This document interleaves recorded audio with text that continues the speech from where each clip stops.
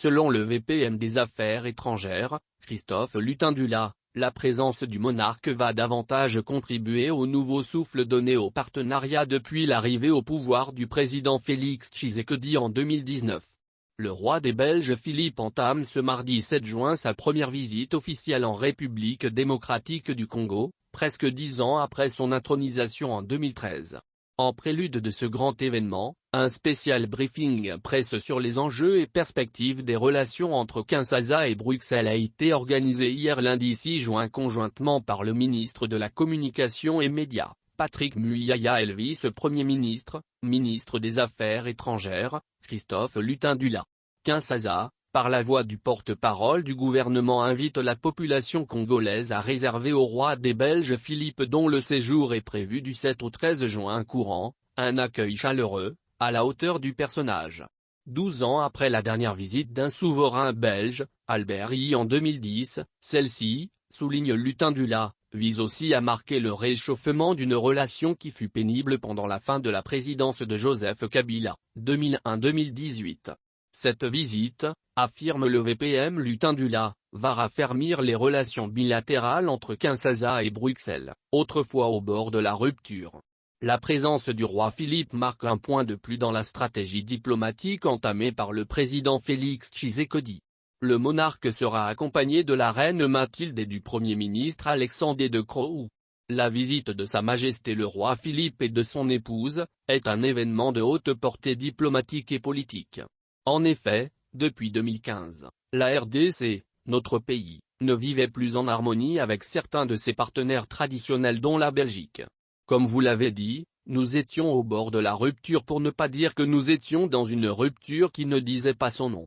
C'est très important sur le plan des relations bilatérales, sur le plan des relations multilatérales en particulier avec l'Union européenne, a fait savoir le VPM Christophe Lutindula.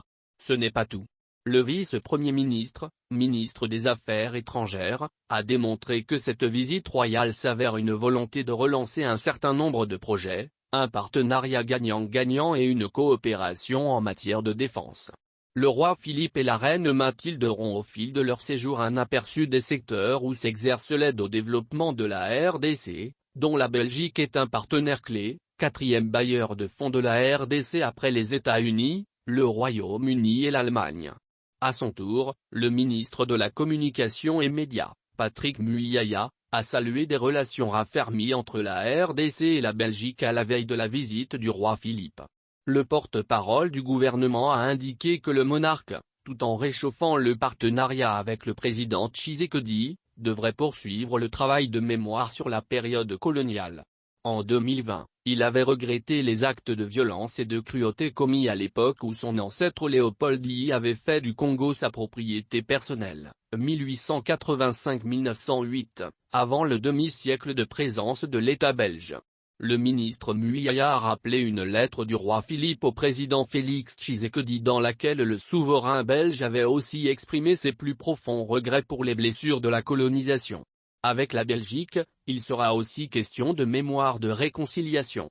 Une visite du roi qui marque un point de plus dans la stratégie diplomatique de Félix Tshisekedi que porte Christophe Lutindula, a déclaré Patrick Muyaya.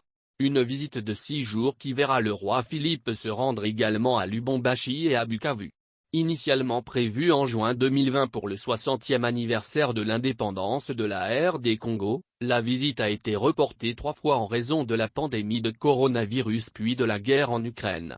Elle intervient dans un contexte de regain de violence dans le Nord Kivu, où le Rwanda soutient le M23 à agresser la RDC. La Belgique avait appelé à un arrêt immédiat des combats, qui provoque l'exode de milliers de civils. La partie est de la RDC est secouée par des massacres et violences depuis près de 30 ans, à la suite du génocide des Tutsis en 1994 au Rwanda, dont certains auteurs ont fui vers la RDC.